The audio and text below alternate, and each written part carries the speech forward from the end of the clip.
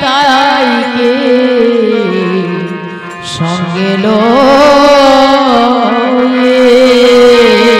গৌরী হরি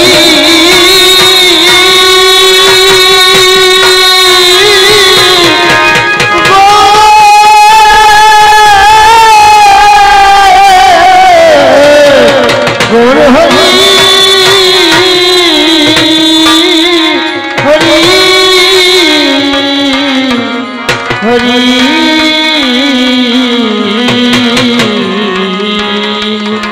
এসো হে নদিয়ার চাঁদ একবার হরি নামে করিবে এসো গৌর হরি একবার তোরা করি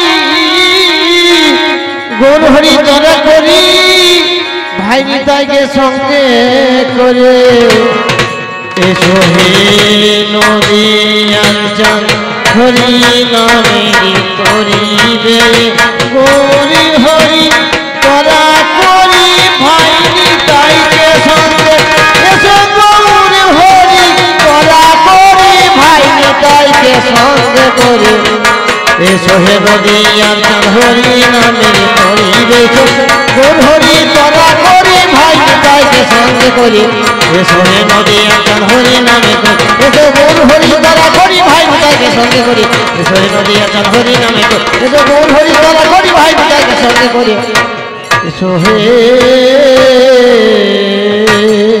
এসো হে নদিয়ার চাঁদ হরি নামে তরিবে এসো গৌর হরি তরা করি ভাই নিতাইকে সঙ্গে করে ভগবান সত্য ত্রেতা দাপর কলি চার যুগের মাঝখানে আবির্ভাব হয়েছে দস্যু দমনের জন্য সাধুদের পরিত্রাণের জন্য যতবার এই বিশ্বের মাঝখানে পাপের ভার হয়েছে সেই পাপের ভারকে হরণ করবার জন্য ভগবান অবতীর্ণ হয়ে এসেছে মানব রূপ ধারণ করে তিনি আবার কেন আবির্ভাব হলেন না সত্য ত্রেতা দাপরের মানুষ ভগবানকে লাভ করেছেন পুজো অর্চনার দ্বারাই যাগ যজ্ঞের দ্বারাই ধ্যান ধারণার দ্বারাই কিন্তু ঘোর কলিযুগের প্রাণী তাদের যাগ যজ্ঞ পুজো অর্চনা ধ্যান ধারণা এদেরকে করতে হবে না একমাত্র যদি এরা হরি নাম বলতে পারে হরি নামের গুণে পাপি তাপি তরে যাবে একবার হরি নামে যত পাপ হরে পাপীর সাধ্য নেই তত পাপ করে এই কথা চিন্তা করে গৌর হরি অবতীর্ণ হলেন নদিয়ার মাঝখানে তিনি আবার কেন আবির্ভাব হলেন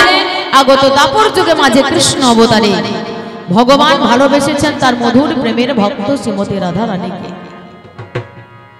ভগবান তো ভক্ত রাধা রানীকে ভালোবাসতেন ঠিকই কিন্তু ভক্ত রাধা রানী আমার ভগবানকে কিভাবে কে দিয়ে ভালোবেসেছেন ভগবান নিজেই আস্বাদন করতে পারেনি আস্বাদন করতে না পেরে একদিনে রাধা রানী দরবারে গিয়ে জিজ্ঞাসা করে রাধে আমি তোমার এই প্রেম ঋণ আমি কেমন করে শোধ করব তুমি যে প্রেম যে ভালোবাসায় তুমি আমাকে জর্জরিত করে রেখে দিলে আমি তোমার এই প্রেম ঋণে জর্জরিত হয়ে রইলাম আমি বলো তো আমি কেমন করে শোধ করব রাধা রানী বললেন এ জন্মে তোমার এই প্রেম ঋণ শোধ হবে না এই জন্মে প্রেম ঋণ পরিশোধ হবে না আমার এই প্রেম ঋণ পরিশোধ হলেও হতে পারে আগত কলিযুগের মাঝখানে তোমার এই কালো বর্ণ ত্যাগ করে রাধা ভাব কান্তি ধরে রাধা প্রেম গুরু করি নদিয়াতেই হইবে বোধয় জীবের দ্বারে দ্বারে যখন দেবে দুর্লভ হরিনাম এই হরিনামের গুণে হয়তো কিঞ্চিত হলে রাধার প্রেম ঋণ পরিশোধ হলেও হতে পারে এর আগে হবে না যার জন্য ভগবান ভক্তের কাছে প্রেমের বোঝা মাথায় লইয়া অবতীর্ণ হয়েছেন কই শোনো মাধুরীমা কই শোনো রাধা প্রেমা কই শোনো সুখী দেহ ভোর এ তিরবাঞ্ছিত ধন ব্রজে না হলো পূরণ এবে হলেন গৌর সুন্দর এ যে রাধা প্রেমে কি বা তত্ত্ব যাতে প্রভু আমার হলেন এ যে রাধা প্রেমে কি বা যাতে প্রভু আমার হলেন মত সে রাধা প্রেমে তত্ত্ব যাতে প্রভু আমার হলেন মত যে রাধা প্রেমে কি বা তত্ত্ব যাতে প্রভু আমার হলেন মত নিজে আশা দিতে সারি সত্য নিজে আশা দিতে সারি সত্য দিতে সারি শত প্রভু এলেন অবতরী হয়ে, এলেন অবতরী হয়ে, এলেন অবতরী হয়ে, এলেন অবতরী হয়ে। এসো নদী এখন হরি নামে তো, এসো গৌর হরি তলা করি ভাই নিতাইকে সঙ্গে করি। এসো নদী এখন হরি নামে তো, এসো গৌর হরি তলা করি ভাই নিতাইকে সঙ্গে করি। এসো নদী এখন হরি নামে তো, এসো গৌর হরি তলা করি ভাই নিতাইকে সঙ্গে করি। এসো হে। তিনি আসবার আগে পাঠিয়ে দিয়েছিলেন বড় বড় ভক্তগণকে, হে ভক্তগণ, তোমরা আগে গিয়ে আবির্ভূত হও। এই কলিযুগের মাঝখানে আমি তখনই আবির্ভাব হব যখন অনাচারে ব্যভিচারে ছেয়ে যাবে, মিথ্যা কথায় চেয়ে যাবে, পাপে পরিপূর্ণ হয়ে যাবে, তখন মহামন্ত্র হরি নাম নিয়ে আমি জীবকে পরিত্রাণ দেব। এই বলে অদ্বৈত আচার্য, তিনি হচ্ছে দেবাদিদেব মহাদেব ভোলানাথ, তিনি আবির্ভূত হলে অদ্বৈত আচার্য রূপে লাউর গ্রামে মা নাভা দেবীর গর্ভে পিতা কুবেরের ঘরে এসে আবির্ভূত হয়ে প্রতিদিন প্রাতকালে যেতেন গঙ্গার নীরে। এক বুক গঙ্গার জলে দাঁড়িয়ে গ্রীষ্ম বর্ষা সমস্ত কিছুকে উপেক্ষা করে সকাল বেলায় এক বুক গঙ্গার জলে দাঁড়িয়ে এক পত্র করে তুলসী নেয় আর গঙ্গার জলে নিবেদন করে আর বলে, হে গৌর হরি, এবার তুমি সদয়াময়। দেখতে দেখতে ৩৮ বছর বয়স আমার পার হয়ে গেল, এখনো তুমি আবির্ভূত হলে না। ঠাকুর, তোমার কি এখনো আসবার সময় হয়নি? পুনরায় সেই তুলসী পত্রটা প্রমাণ করে দিল, হ্যাঁ আমি আসছি সেই শচী গর্ভ সিন্ধু মাঝে নবদ্বীপ ধামকে আলোকিত করে জগন্নাথ মিশ্রের ঘরে এসে আবির্ভাব হয়ে প্রত্যেকটা জীবের দ্বারে দ্বারে গিয়েছে আর কেঁদেছে আর বলেছে, একবার বলো না, একবার বলো হরি বল। একবার তোমাদের হাতে ধরে বলছি বলো হরি বল, তোমাদের পায়ে ধরে বলছি একবার বলো হরি বল। কোনো মান নেই, কোনো অভিমান নেই। এই বিশ্বে যত আছে নগরাদি গ্রাম, আমি সর্বত্রে বিলাইব আমার মধুর হরিনাম। এই কথা চিন্তা করে গৌর হরি বললেন কি, সে যে কলি যুগে গৌর হরি, কলি যুগে দয়াল গৌর হরি নাম বিলাইতে অবতরী। আরে কলি যুগের গৌর হরি নাম বিলাইতে অবতরী। নিজে হরি হয়ে বলছে হরি, হরি হয়ে বলছে হরি, হরি হয়ে দয়াল বলছে হরি। সে যে সকল জীবের দ্বারে দ্বারে, সকল জীবের দ্বারে দ্বারে, সকল জীবের সকল জীবের দ্বারে দ্বারে, সকল জীবের দ্বারে দ্বারে। এসো নদী একজন হরি নামে, এসো গৌর হরি তলা করি ভাই নিতাইকে সঙ্গে করি। এসো নদী একজন হরি নামে, এসো গৌর হরি তলা করি ভাই নিতাইকে সঙ্গে করি। এসো নদী একজন হরি নামে করি, গৌর হরি তলা করি ভাই নিতাইকে সঙ্গে করি। এসো হে। সে যে ব্রাহ্মণ চন্ডাল কেউ মানে না, সদাই করে নামে আনা গোনা। যে ব্রাহ্মণ চন্ডাল কেউ মানে না, সদাই করে নামে আনা গোনা। তিনি বললেন, এই নাম কারো বাবার নয়, এই নাম কারো একার নয়, এই নাম কারো রেজিস্ট্রি কারো সম্পত্তি নয়, এই নাম কেনা নয়। হিন্দু, মুসলিম, জৈন, খ্রিস্টান, মুচি, ম্যাথর, অজ্ঞ, দরিদ্র, ধনী, গরিব যেখানে যে আছে, এই হরি নামের অধিকার ভগবান সবাইকে দিয়ে গেছে। তবে হ্যাঁ, ব্রাহ্মণ হয়ে চন্ডাল হয় যদি নামে তেজে, আর চন্ডাল হয়ে ব্রাহ্মণ হয় যদি কৃষ্ণ ভজে। সে যে ব্রাহ্মণ চন্ডাল কেউ মানে না, সদাই করে নামে আনা গোনা। যে ব্রাহ্মণ চন্ডাল কেউ মানে না, সদাই করে নামে আনা গোনা। শেষে নাম ছাড়া তো কেউ রবে না, শেষে নাম ছাড়া তো কেউ রবে না, শেষে নাম ছাড়া তো কেউ রবে না। যখন দুষ্ট জনে আসবে দেরি, দুষ্ট জনে আসবে দেরি, দুষ্ট জনে, যখন দুষ্ট জনে আসবে দেরি, দুষ্ট জনে আসবে দেরি। নদী এখন হরি নামে করি, গৌর হরি তলা করি ভাই নিতাইকে সঙ্গে করি। নদী এখন হরি নামে করি, গৌর হরি তলা করি ভাই নিতাইকে সঙ্গে করি। নদী এখন হরি নামে করি, গৌর হরি তলা করি ভাই নিতাইকে সঙ্গে করি। নদী এখন হরি নামে করি, গৌর হরি তলা করি ভাই নিতাইকে সঙ্গে করে। তাই দয়াল একবার এসো হে, এসো হে। হায় হায় মরি মরি, এসো হে, এসো হে।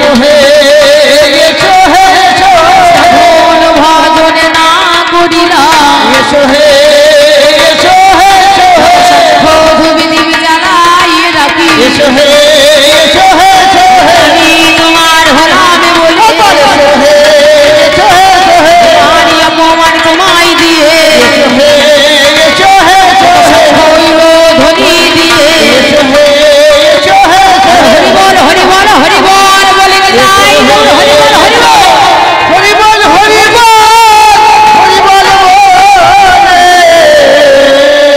আমি গৌরের বন্দনায় আমি দিন না দিন না দিলে না ভগবানের বন্দনা গাই দিন না দিন না দিলে না এইখানেতে সারি দিন না দিন না দিলে না দিলে না যতই আছেন সাধু গুরু বৈষ্ণব দিন না দিন না দিলে না তাদের চরণে শিরে ধরি দিন না দিন না দিলে না দিলে না আর পিতা মাতার চরণে আমি দিন না দিন না দিলে না আমি করি গো শরণ দিন না দিন না দিলে না দিলে না এইবার হবে মদ কবি গানের লড়াই দিলে না দিলে না দিলে না এই আসর মাঝারে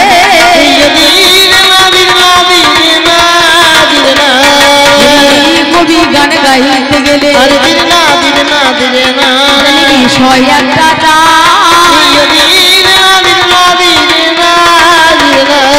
এই বিষয় ছাড়া হয় না কবি গান হয় না গো লড়াই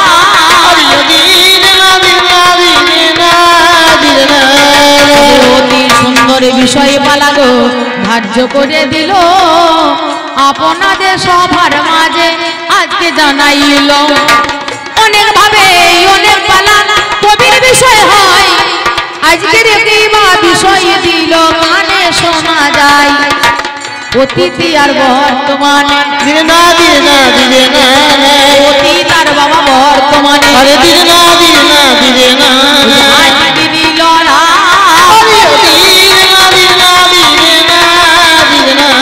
আপনাদের সভার মাঝে কানে শোনা যায় আজ গানে ভালো জমবে ভালো জমবে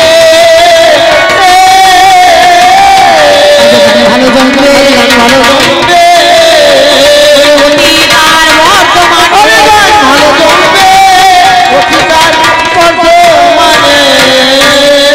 সুন্দর অতি চমৎকার অতি সুন্দর আপনাদের আয়োজিত পাল্লা আপনাদের মনোমত পাল্লা আপনাদের পছন্দ মতো পাল্লা বা বিষয় একদিকে এ কাল আর একদিকে সে কাল একদিকে দাদু আর একদিকে নাতি একদিকে অতীত কাল আর একদিকে বর্তমান কাল আজকে দুটো কালে কালে হবে লড়াই তবে কাল তো বাবা দুটো নয় কাল হলো তিনটি একটা অতীত একটা বর্তমান আর একটা হচ্ছে ভবিষ্যৎ হ্যাঁ আমরা দুজনাই কাল আমার পাল্লাদার যেজন সে হচ্ছে অতীত কাল যা হয়ে গিয়েছে যা চলে গিয়েছে আর বর্তমানের ভূমিকায় দিয়েছেন আমাকে এ যুগের ছেলের ভূমিকায় তাহলে আমি বর্তমানের ভূমিকায় আর একটা কাল বাকি আছে যেটা কারা সেই কাল আপনারা কিরকম অতীতের কথা বর্তমানের কথা ভবিষ্যতে মানে পরে আগামী কাল আজকে গান শুনে চলে যাবে কেউ কারোর সঙ্গে সাক্ষাৎ হবে দেখা হবে না হবে হ্যাঁ কারো ঘুম আসবে কারো খিদে পাবে এইরকম অবস্থায় বাড়ি চলে যাবে কিন্তু সকাল বেলায়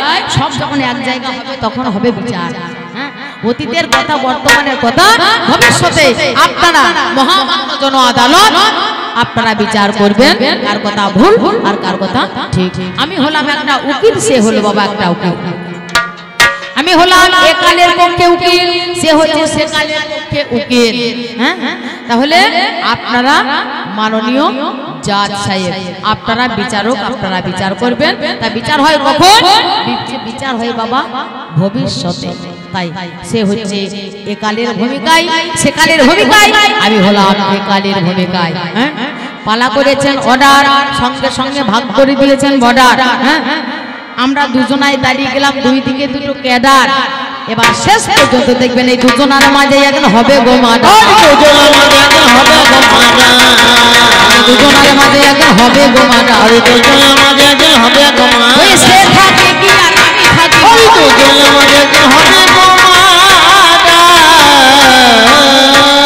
তাহলে সে হচ্ছে সেকাল আমি হলাম একাল সে হচ্ছে, তার নাম হচ্ছে দেবাশিস পাল মহাশয়। তার বাড়ি হলো মোটডিগি গ্রাম, লাভপুর থানা। ব্যক্তিগত নাম আমার সঞ্চিতা পাল। আমার বাড়ি বড়োয়া থানা, মুর্শিদাবাদ জেলা, বড়োয়া থানা। গ্রামের নাম হচ্ছে সুন্দরপুর। সেই সুন্দরপুর হলো আমার বাড়ি। আপনাদের আশীর্বাদে করতে এসেছি আমি কবি গানের আরি। হ্যাঁ, তো আমরা যত জায়গায় যাই আমাদের স্বনামে নিজে নিজে নাম ধারণ করে গান হয় না, আমাদের নাম পাল্টাই, নামের সঙ্গে আমাদের বাবার নামও পাল্টাই। এ বাবার নাম ভোলানো গান হচ্ছে আমাদের কবি গান। আমার যাদের বিপক্ষ পাল্লাদার, হ্যাঁ, তার সঙ্গে আমার কত সুন্দর সম্পর্ক, ভালো সম্পর্ক। তাকে আমি দাদা বলি, হ্যাঁ, শ্রদ্ধা করি, ভালোবাসি। সে আমাকে নিজের বোনের মতো স্নেহ করে, ভালোবাসে, মান দেয়। কিন্তু বাবা কবি গানের আসল মাঝখানে যখন আমরা দাঁড়িয়ে যাই তখন মনে হয় না যে তার মুখ দিকে একবার তাকায়। হ্যাঁ, তখন আর কেউ দাদা থাকে না, কেউ দাদু থাকে না, কেউ ভাই থাকে না, কেউ বোন থাকে না। বাবা নিজের মালকে সামাল সমান, নাকি বলছেন? হ্যাঁ, নিজের আপন আপন মাল সামাল সমান। যাই হোক, সেই কবি গানের আসল মাঝখানে আজকে এই সবার মাঝখানে আজকে সে হচ্ছে সে কালের ভূমিকায়, আমি হলাম আমি কালের ভূমিকায়। সে হচ্ছে অতীতের ভূমিকায়, আমি হলাম বর্তমানের ভূমিকায়। এবার হবে দুজনের লড়াই, এবার হবে দ্বন্দ্ব। কিসের লড়াই? ওরে একালে সে কালে লড়াই, অতীত বর্তমানের লড়াই, ওই দাদু আর নাতির লড়াই, আসর মাঝারে বিচার করবেন ভক্তজনে, কে যেতে আর কে হারে। কোথায় মনের দেখাশোনা ভাই কিবা পরিচয়? কবি গান গাইতে গেলে দেখাশোনা চাই। ওরে দেখাশোনা নইলে কথা হবে না, হবে না। আর কোন জায়গাতে দেখাশোনা, কোথায় আলোচনা? আর এই কবি গান গাইতে একটা সম্পর্ক চাই, আর সেই সম্পর্ক লইয়ে দুজনার হবে আজ লড়াই। আমি হলাম একালের ছেলে,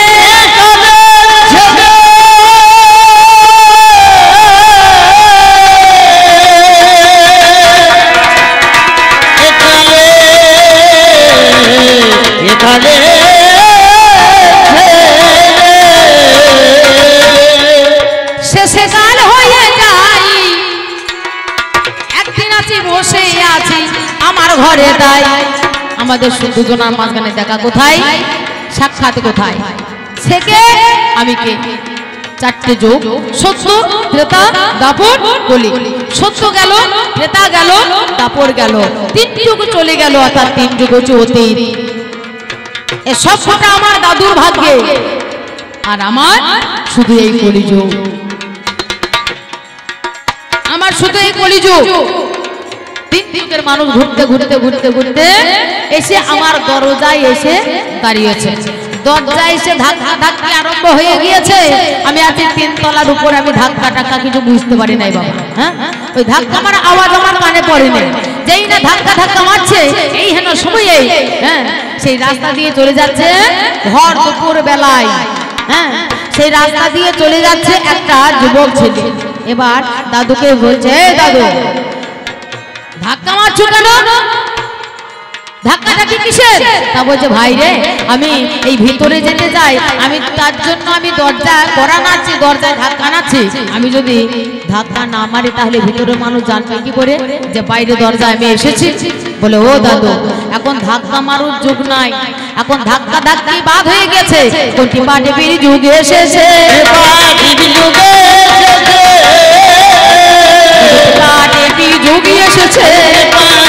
যুগ এসেছে, লক্ষ্য করো ভালো করে, লক্ষ্য করো ভালো করে। মানে মানে বুঝলে না? একটা টিম মারবে আলো জ্বলবে, একটা টিম মারবে ভ্যান চলবে, একটা টিম মারবে মাইক্রোফোন চলবে, মাইক চলবে, আবার একটা টিপে আবার দুনিয়া সব বন্ধ হয়ে যাবে। তাই টেপা টিপি মানে বুঝতে পারছো না?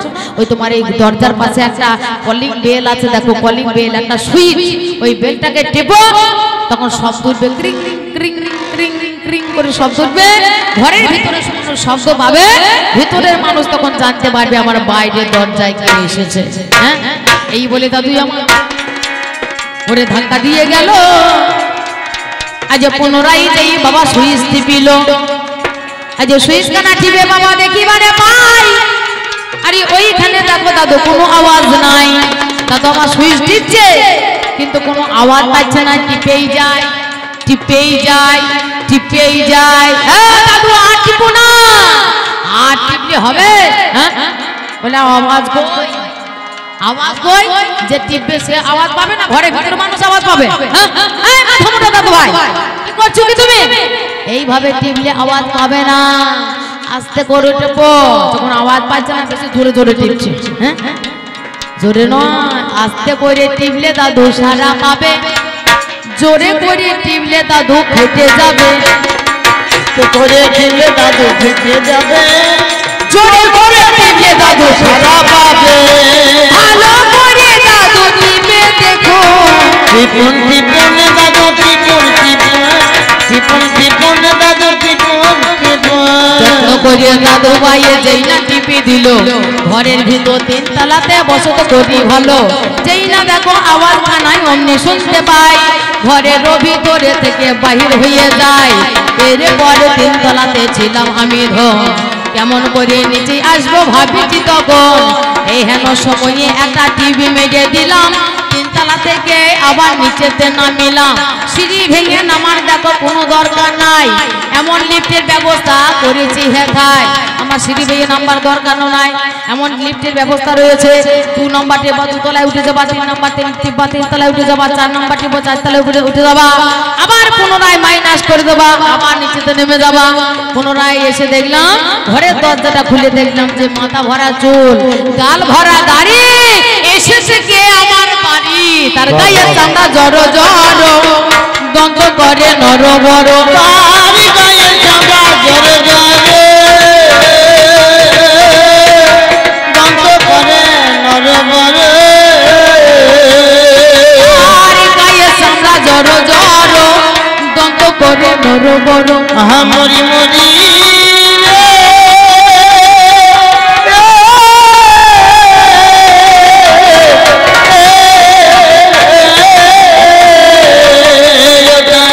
গায়ের চামড়া জড়ে জড়ে, দন্ত করে নর বড়। কখনো দেখি নাই কবু তারে, কখনো দেখিনি কবু তাহারে, কখনো দেখিনি কবু তাহারে। মাথা ভরা চুল, গাল ভরা দাড়ি, উঁচু লম্বা। আমি জিজ্ঞাসা করলাম কে আপনি, কেন এলেন আমার বাড়ি? তা বলছে ভাই আমি একটু জল খাবো, আমাকে একটু বসতে দাও। আমি যত্ন করে ধীরে ধীরে আমি ঘরে নিয়ে যাই, এইবারে তারে আমি সোফাতে বসাই। তা বলছে এটার নাম কি? আমি বললাম এটার নাম হচ্ছে সোফা। বলছে ভাই এর নাম তো জীবনে কোনোদিন শুনি নাই, এই জায়গা বসলে আমার মাজা ভেঙে যাবে ভাই, আমার বসা অভ্যাস নাই। বাবার কালে বসেছে তাই বসা অভ্যাস থাকবে না, বসতে পারবে। তা বলছে নিচেতে কিছু পেতে দে, মাদুর পেতে দিলাম, জল দিলাম, মিষ্টি দিলাম, খেলো। খাওয়ার পরে জিজ্ঞাসা করলাম আপনি কে, কি আপনার পরিচয়? তা বলছে ভাই আমি একালের লোক নয়, আমি হলাম সেকালের লোক। সেকাল মানে সত্যতে দাদা দেখো 3 যুগে গেল, আজ 3 যুগের লোক আমি এলাম চলে ভালো। সত্য যুগের মানুষ, ত্রেতা যুগের মানুষ, দাপর যুগের মানুষ। বলে না হ্যাঁ ভাই আমার এখনো মরণ নাই, এ বুড়োর কই মাছের জান এখনো বুড়ো মরে নাই, এখনো এসেছে আমার দরবারে। তা বলছে তোর যুগে এসে এলাম, তোর যুগে রাজনীতি, সমাজনীতি, শিক্ষানীতি, দীক্ষানীতি জানবার জন্য আমি তোর ঘরেতে আমি এলাম। তোর ঘরেতে আমি তোর ঘরেতে আমি আসি, তোর ঘরেতে আমি আসি না, সেখানের বুড়ো আমি হলাম, এখানে আসি না। সম্পর্ক সে আমার সঙ্গে করে গেল কিরকম?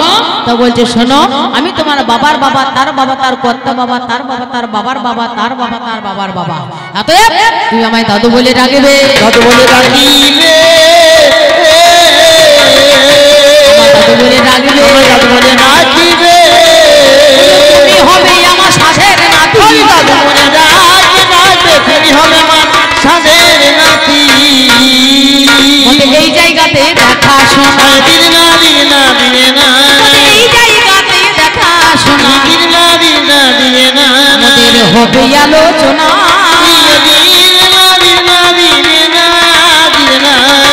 সম্পর্ক হলো, আমাদের দেখাশোনা হলো, এবার হবে আলোচনা। হ্যাঁ, এই জায়গায় দাঁড়িয়ে আমার ঘরের মধ্যখানে আমায় আলোচনা করে গেছে আমার দাদু ভাই। হ্যাঁ, আমাকে বলছে তুই হলি কলি, কলি কদিন থাকে?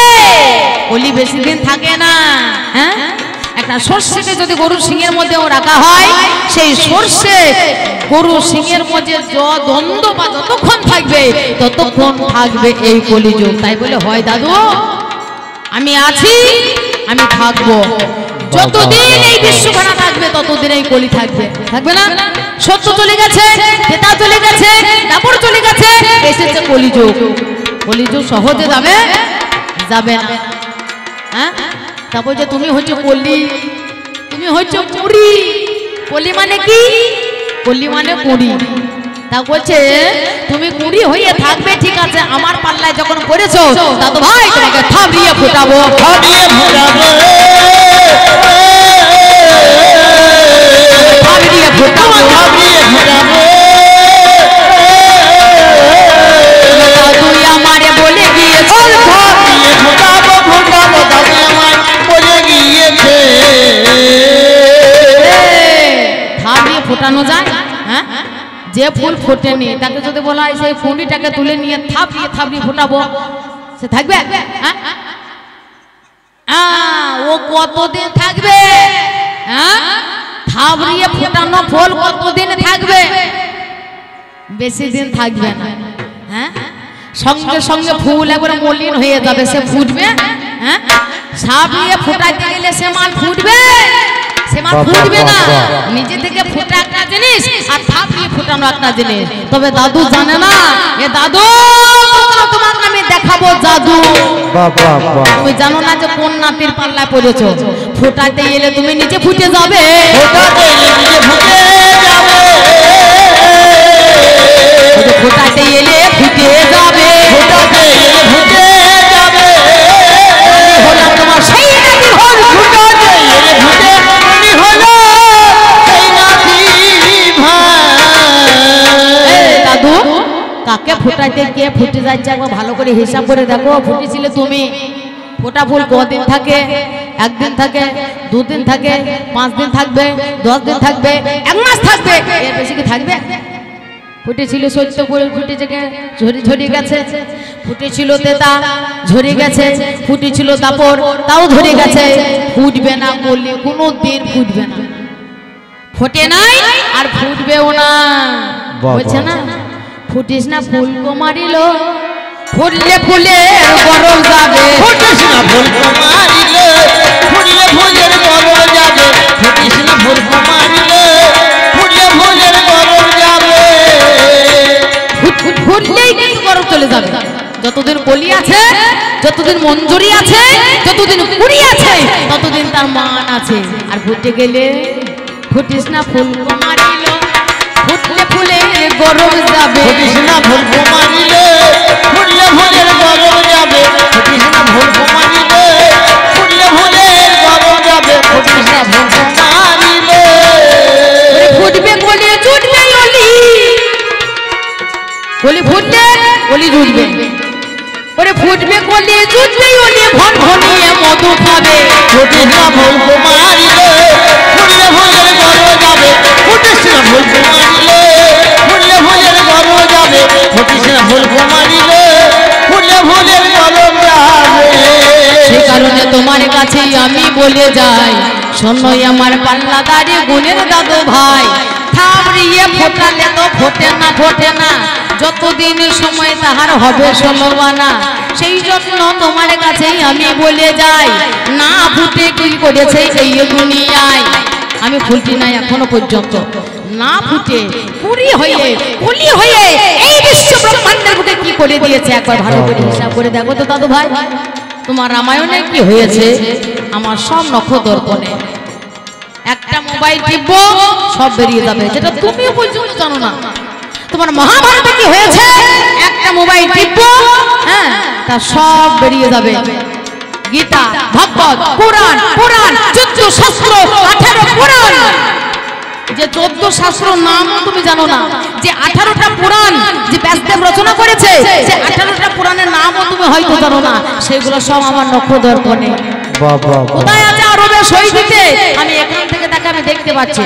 কোথায় আছে কলকাতায়? সে টাকা ছাড়ছে, আমার হাতে এসে পৌঁছিয়ে যাচ্ছে। আরে এই কলি অবস্থায় যদি এত কিছু করে দেয়, না জানে ফুললে পরে কি বা হবে,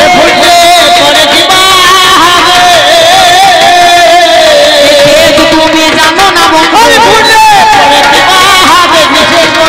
জানো না বন্ধু। এই যুগে ছেলের দেশ পাওয়ার তুমি জানো না। বলিতে বলিতে কথা আমায় বলে গেল, মরি মরি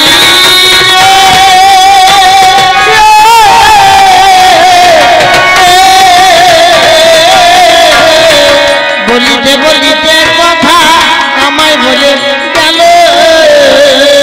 তোমার যুগে সবাই বলে ফোনে হ্যালো হ্যালো, আরে তোমার যুগে সবাই বলে ফোনে হ্যালো হ্যালো, বলে হ্যালো, ফোনে টেলিফোন বাজে হ্যালো হ্যালো। ও প্রিয়া তুমি কোথায় আছো? হ্যাঁ, বলিতে বলিতে কথা গো আমায় বলে যায়, মা মাসি পিসি তোদের কোনো ধ্যান নাই। ছেলে বলছে হ্যালো হ্যালো, বাবা হ্যালো কয়, হ্যালো কথা কে বা বলেছে বলে তো আমায়, কবে থেকে বলে বলে সেটা হ্যালো কথা এলো, কে বা দেখো হ্যালো নাম প্রথম বলেছিল, কত সালে এই হ্যালোটা অমনি হয়ে যায়, হ্যালো কথার মানে কি বা বলে তো দাদু গো, যেটা তোমার যুগে ছিল না আমার যুগে এলো, সেইটা হলো হ্যালো। এটা কোথায় থেকে এলো? কোথা থেকে ভাবির কথা শুনে চলো, কোথা থেকে এলো ভাবের কথা শুনে চলে। তাই বলে দাদু ভাই আমি শোনো দিয়া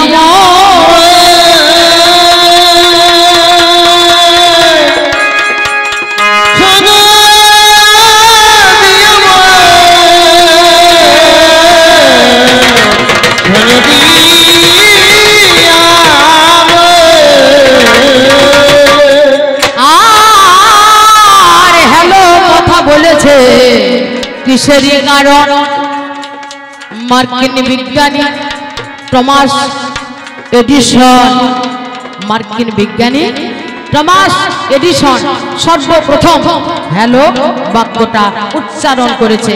এই হ্যালো বাক্যটার মধ্যে আছে বাংলা ভাষা, হিন্দি ভাষা, ফার্সি ভাষা, হ্যাঁ, ইংরেজি ভাষা। এই হ্যালো কথার মধ্যে দেখো অমনি পেয়ে যায় হ্যালো কথার সর্বর্ম দেখো ওহে দেখো হয়। হ্যালো কথার অর্থ হচ্ছে ওহে। 1877 খ্রিস্টাব্দে সর্বপ্রথম এই কথাটা উচ্চারণ করেছিলেন। সেদিন থেকে এ জগতে আজ দেখিবারে পাই হ্যালো কথা এসেছে এই ভবধরায়, কিন্তু সেই হ্যালো দেখো গুপ্ত হয়েছিল। কেমন করে মানুষ দেখো হ্যালো বলবে ভালো? গ্রাম বাংলার বুকে এই তো টেলিফোনের রেওয়াজ ছিল না বাবা, এত রেওয়াজ ছিল না। প্রথমে এলো টেলিফোন, তারপরে এলো বাবা ছোট ছোট হাতে ফোন, তারপরে এখন বর্তমানে হয়েছে বাবা ঠেলা টেলিফোন, সিলের মতো ফোন। হ্যাঁ, সেই ফোন হচ্ছে ল্যাপটপ। হ্যাঁ, এই ফোনের মাঝখানে সবকিছু জীবন মরণ সবকিছু ওই ফোনের মধ্যেই ভরা আছে, টাকা পয়সা যাহা কিছু ওই ফোনের মধ্যেই ভরা আছে। তাই সেই হ্যালো সেই দিন থেকেই এসেছে ভাই রে, 1877 সালে সেদিন থেকে এসেছে ভাই 1877 সালে। বলতে বলতে আমার কথা আমি শুনতে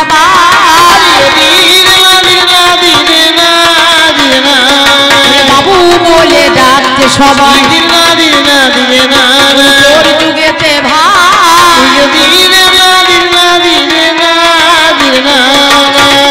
ওর যুগে নাম হয়েছে বাবু, সবাই সবাইকে বাবু বলে সম্বোধন করছে। হ্যাঁ, এ যুগে বাবুর যুগ, কবে থেকে হলো বাবু? ভারতবর্ষ যখন স্বাধীন হয়, স্বাধীনতা হয়ে যাবার পরে এই ভারত মা যখন স্বাধীনতা প্রাপ্ত ফিরে পায়, হ্যাঁ, নিজের জীবনটা ফিরে পায়, তখন ঋষি বঙ্কিমচন্দ্র তিনি বলেছিলেন, এই মহাবীর পুরুষ, এই বীর পুরুষরা যদি না থাকতো আমার পরাধীনের তার গ্লানিতে আমার ভারত মা তাকে কুড়িয়ে কুড়িয়ে শেষ করে দিত। বিনয় বাদল, দীনেশ ক্ষুদিরাম প্রফুল্ল, নেতাজি সুভাষচন্দ্র বসু, মাস্টারদা সূর্য সেন, ঋষি অরবিন্দ, শুধু তাই নয় মেয়েরাও ছিলেন। প্রীতিলতা ওয়াদ্দেদার, মাতঙ্গিনী হাজরা। তোমার যুগে দাদু ভাই, তোমার যুগে মেয়েরা ঘরের মধ্যে তিনটে কাজ ছিল, একটা হচ্ছে শোবার ঘর, আর একটা হচ্ছে রান্নাঘর, আর একটা হচ্ছে বছর বছর আতুর ঘর। এক একটা মেয়ের কত করে সংস্কার হতো তার ঠিক ঠিকানা নাই। দাদু ভাইদের, এই দিদিমাদের ঘরের মেয়েদের তিনটি জায়গায় স্থান, রান্নাঘরে, শোবার ঘরে, আর বছর বছর আতুর ঘরে। তারা স্বামী সেবা করতো, ছেলে মেয়ে সেবা করতো, ঘরের কোণেই থাকতো, আর কুয়োর ব্যাং হয়েই তারা রয়ে যেত।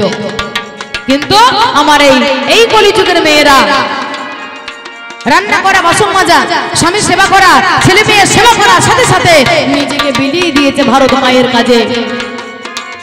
মাতঙ্গিনী হাজরা 72 বছর বয়সে তমলুক শহরের উপর দিয়ে হাতে পতাকা উদযাপন করে সেই দিন মন বলে চলেছিল, হে ভারতবাসীগণ, প্রাণ চলে যাবে তথাপিও যেন তোমরা বলতে ছেড়ো না, ভারতবাসী আমি, আমি ভারতের সন্তান, ভারত আমার মা।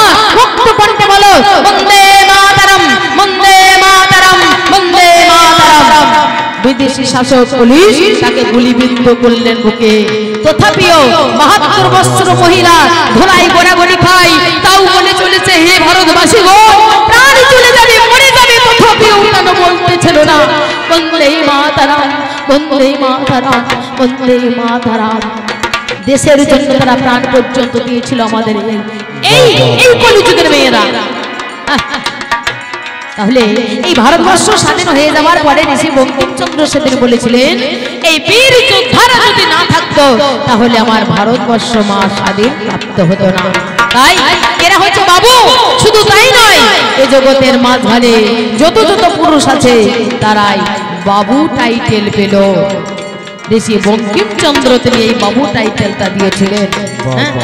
আগে বলতো কি মহাশয়, এখন হচ্ছে বাবু। মাস্টার বাবু, ডাক্তার বাবু, উকিল বাবু, ছেলে বাবাকে বলছে বাবু, স্ত্রী স্বামীকে বলছে বাবু। এমনকি শুধু তাই নয়, নাম কি যাহার লালা বাবু, যাহার লালা বাবু, দিতে বাস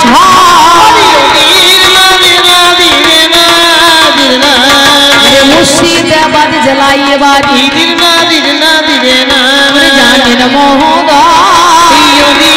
জানেন দাদু ভাই, মুর্শিদাবাদ জেলা কাঁদিতে হলো তার বাড়ি, রাজা কৃষ্ণচন্দ্র থেকে সে হচ্ছে লালা বাবু। হ্যাঁ, লালা বাবু, সে হচ্ছে বাবু। হ্যাঁ, আর দাদু ভাই, তোমার যুগে এই লালার কাছে সব বেটাই হচ্ছে বাবু। হ্যাঁ, বাবু হচ্ছে কাঁদির লালা, আর তোমার যুগে যত বেটা আছে ওই লালার কাছেই শালা।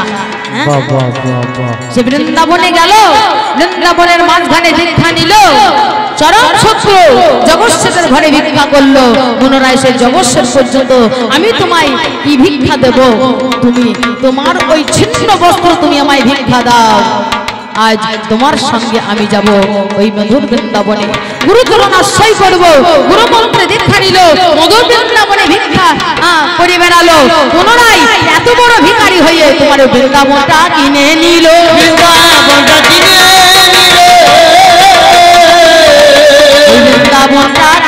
নিল, সোনার তাল গাছ বানাইল,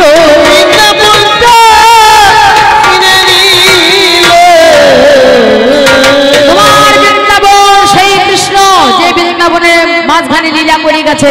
সেই বৃন্দাবন কার? আমার কাঁদির লালা। সেই বৃন্দাবন কে কিনেছে? আমার লালা বাবু। এত বড় ভিখারি তিনি হয়েছে লালা বাবু। তাহলে আমার যুগের হয়েছে সবাই বাবু। বাবু কথার অর্থ হচ্ছে স্বামী। বাবু কথা অর্থ হচ্ছে প্রভু। বাবু কথার অর্থ হলো কর্তা। সেই কারণে এই কলিযুগের জীবকে ওরে বাবু বলা হয়। বাবু বলা আমার দাদু তোমারে বোঝার বাবু বলা হয় বলিতে বলিতে কথা ওরে আবার বলে যাই।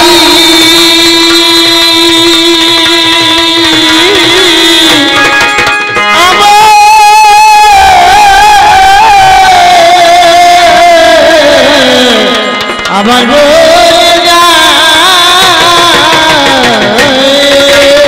মহারাজ ধর্মপুত্র যুধিষ্ঠির রাজা হলো হস্তিনায়। ধর্মপুত্র যুধিষ্ঠির যখন হস্তিনাপুরে রাজা হয়, এটা মহাভারতের কথা। তোমার যুগ এমন যুগ, নিজের সিংহাসন দখল করবার জন্য ভাই হয়ে ভাইকে খুন করেছে। এই যুগ তোমার যুগ। একটা নয়, দুটো নয়, মা গান্ধারী অন্ধ ধৃতরাষ্ট্র তাদের 100টা ছেলের মধ্যে একটা ছেলেকেও বাঁচিয়ে রাখো নাই। তোমার যুগ এমন যুগ। ধর্মপুত্র যুধিষ্ঠির এবং তার 4টে ভাই, মা বলা ধন একটাকেও রাখে নাই 100টা ছেলের মধ্যে। কেমন যুগ! সংসারের জন্য, রাজ সিংহাসনের জন্য, মাটির জন্য, রাজ্যের জন্য যুদ্ধ করলো। আর সেই যুদ্ধে কি হলো না, ভাই হয়ে ভাইকে বধ করলো, খুন করলো। মা গান্ধারী তিনি কেঁদে কেঁদে বলেছিল, হে কৃষ্ণ, আমার 100 জনের মধ্যে তুমি একটাকে বাঁচিয়ে দাও। আমার পূর্ণম নরক থেকে উদ্ধার হওয়ার জন্য তুমি আমাকে একটাকেও বাঁচিয়ে দাও। বাঁচাই নাই। কেমন হলো, কেমন ধর্ম হলো ভাই হয়ে ভাইকে এই ধরনের বধ। সেই দিনে কথাই আমার পাল্লাদারে কই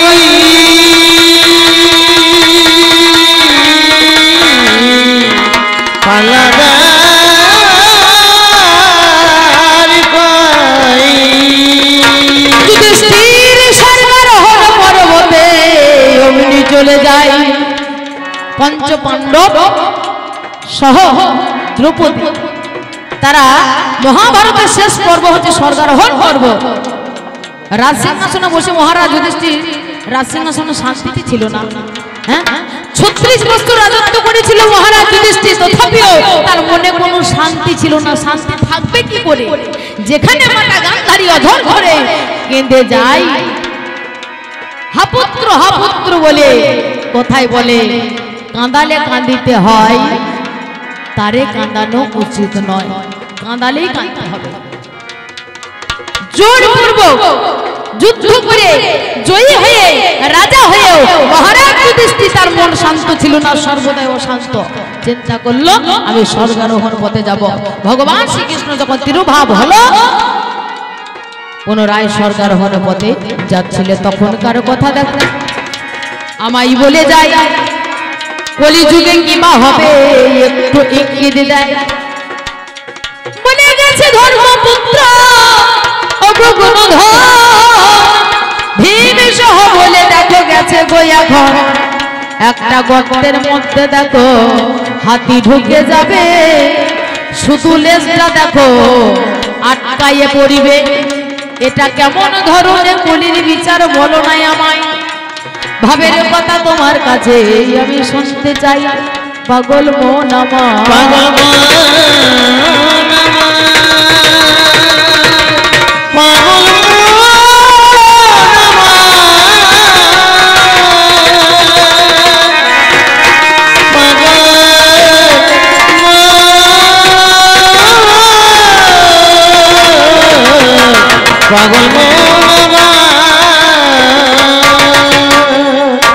একটা গর্তে হাতি চলে গেল, কিন্তু লেজটা আটকিয়ে গেল, আটকিয়ে যায়। সেটা কখন হয়, এটা কিভাবে হয়? একটা মহৎ ব্যক্তি, সেই মহৎ ব্যক্তি যখন একটা ভালো কথা বলে, সেই কথাটা বিক্রি হয় না। কিন্তু একটা ছোট জ্ঞানের ব্যক্তি, সেই জ্ঞানী ব্যক্তি ছোট, হ্যাঁ, তার খুব একটা বেশি বিজ্ঞ জ্ঞান নেই, সেই কথাটা যখন সংসারের মাঝখানে বলে সেটাই গ্রাহ্যপূর্ণ হয়। আর বড় ব্যক্তি যে কথাটা বলে, সাধু গুরু বৈষ্ণব যে কথাটা বলে সেটা গ্রাহ্য হয় না, গ্রাহ্য হয় না। এইটাকে সে বোঝাতে চাই, হয় না, এটাকে সে বোঝাতে চাই গো। আর এক কথা বলে গিয়েছে, দিলে না, দিলে না, দিলে না, কথা বলে গিয়েছে, দিলে না, দিলে না, দিলে না, দেখো দুটো ইন্দ্রা হলো, দিলে না, দিলে না, দিলে না, দিলে না, একটা ছোট ইন্দ্রা একটা বড় ইন্দ্রা, দিলে না, দিলে না, দিলে না, জল ভর্তি ছিল, দিলে না, দিলে না, দিলে না, দিলে না, একটা ছোট কুয়ো একটা বড় কুয়ো, ছোট কুয়োতে কুয়ো ভর্তি জল, কিন্তু বড় কুয়োতে তার কোনো জল নেই। ঘটনাটা কি বোঝাতে চাইলো না? আমাদের মতো এরকম কবি আছে, বৃহৎ জ্ঞানী কবি, বৃহৎ জ্ঞানী কবি, 4 বেদ 14 শাস্ত্র 58 পুরাণ, বিভিন্ন বেদজ্ঞ মানুষ পড়াশোনা করে বসে আছে, জেনে বসে আছে, জ্ঞানী বসে আছে, তাদের দেখুন গান চলে না, তাদের গান চলে না। কিন্তু আবার দেখুন না, 2 পাতা বই পড়েছে, গুরুর কাছে কটা লিখে নিয়েছে, শুনে শুনে তাদের কিন্তু চলছে, ভালোই চলছে। আর যারা জ্ঞানী গুণী তাদের গান চলে না, আর 2 পাতা বই পড়ে মাত্র তাদের গান গড় গড় গড় গড় করে চলছে। তাই মহাজন এটাই বোঝাতে চেয়েছে যে ছোট ইন্দ্রা, ছোট কুয়ো, তার মধ্যে জল ভর্তি রয়েছে, কিন্তু বড় কুয়ো তারা শূন্য হয়ে আছে বসে, শূন্য হয়ে আছে গো বসে, ভাবি দেখো তাই অবশেষে,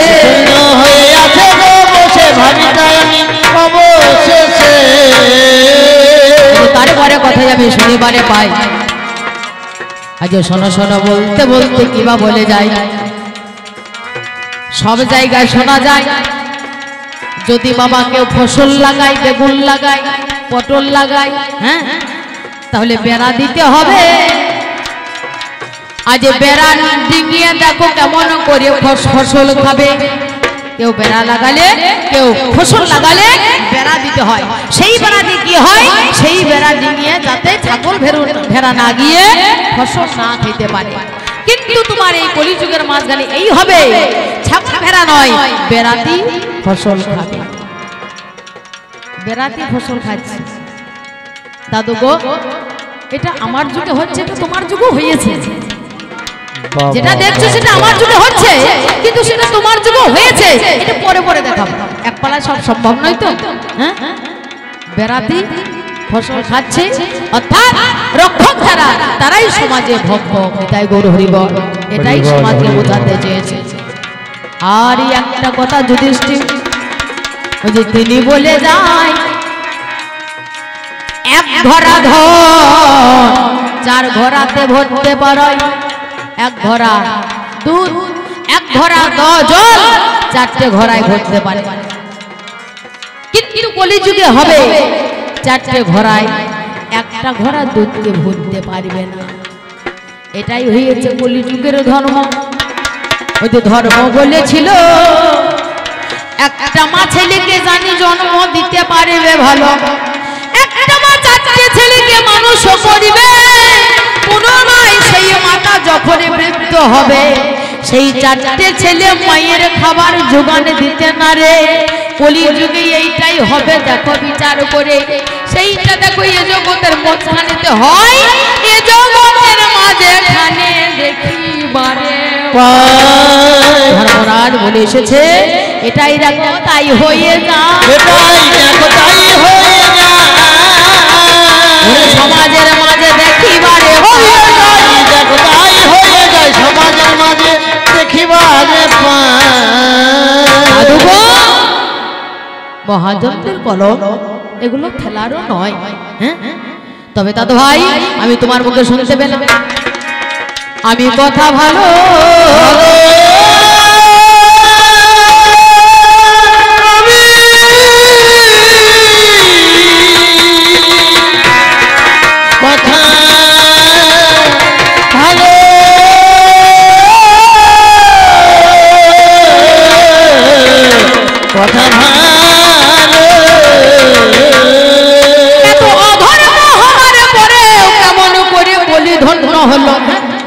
এই যুগ ধন্য কলি ধন্য ধন্য ধন্য কলি যুগ ওরে সর্বযুগ সার যে কালে অবতীর্ণ হলেন আমার গৌর অবতার পাগল মন আমার পাগল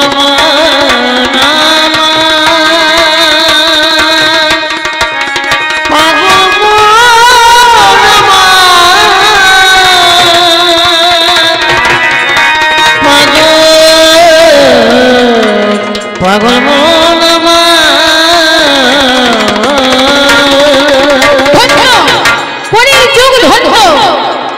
সত্য যুগের মাঝখানে নারায়ণ এসেছে অবতার হয়ে। তার আছে হাতে কি শঙ্খ চক্র গদা পদ্ম, তার হাতে অস্ত্র রয়, অস্ত্র দিয়ে জীবকে দেখো উদ্ধার করে যায়, অস্ত্র দিয়ে জীবকে উদ্ধার করে গেছে।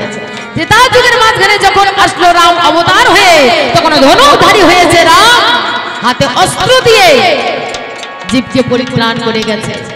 দাপর যুগের মাঝখানে কৃষ্ণ অবতার হলো, তিনি বলল আমার হাতে থাকবে শুধু বাঁশি, আমার হাতে থাকবে শুধু বাঁশি, আমি অস্ত্র ধারণ করব না। তথাপিও সুদর্শন চক্র ধারণ করেছিল। কবে শিশুপাল দন্তবক্রকে বধ করবার জন্য সুদর্শনকে আজ্ঞা দিয়েছিল, ক্ষেত্রপালকে বধ করবার জন্য সুদর্শন চক্রকে আজ্ঞা দিয়েছিল। তখনই বলেছিল আমি কলিযুগের মাঝখানে যাব, এই কলিযুগের মাঝখানে গিয়ে আমি সত্য যুগে ত্রেতা যুগে দাপর যুগে তিন যুগের মাঝখানে অস্ত্র ধারণ করে কলির জীবকে পরিত্রাণ করেছি। কলিযুগে যাবই আমি, ওই জন্য আমি অস্ত্র নিয়ে মহামন্ত্র হরি নাম দেব দাঁড়ে দাঁড়িয়ে গিয়ে হরে কৃষ্ণ কৃষ্ণ কৃষ্ণ হরে হরে, হরে রাম রাম রাম হরে হরে। আমি শুধু মূল অস্ত্র হচ্ছে আমার নাম অস্ত্র, হরি নাম অস্ত্র, হরি নাম অস্ত্র দিয়ে জীবকে পরিত্রাণ করে যাব। তাই কলিযুগের মাঝখানে এসে হরি নাম দিয়ে জীবকে পরিত্রাণ করে গেছে। এমনকি সন্ন্যাস ধর্ম পালন করেও কলির জীবকে পরিত্রাণ করে গেছে। তার জন্য বলেছে ধন্য ধন্য কলিযুগ সর্বযুগ সার, যেখানে অবতীর্ণ হলেন আমার গৌর অবতার। আর তাছাড়াও তিন যুগে সত্য ত্রেতা দাপর তিন যুগে ভগবানের কৃপা পাওয়ার জন্য ভগবানের দরজায় যেতে হতো, ভগবানের কাছে যেতে হতো। কিন্তু কলিযুগে ভগবানের কৃপা পাওয়ার জন্য ভগবান এসে হাজির হয় ভক্তের দ্বারে দ্বারে। নিতাই গৌর হরি বল। ভগবান এসে ভক্তের দ্বারে দ্বারে এসে হাজির হয়, তাইতে কলি ধন্য হলো, কলি ধন্য হলো। আনন্দে হরি বলো, হরি বল হরি বল হরি বলো। হরি বলিতে বলিতে কথা আবার বলে যাই রে, মরি মরি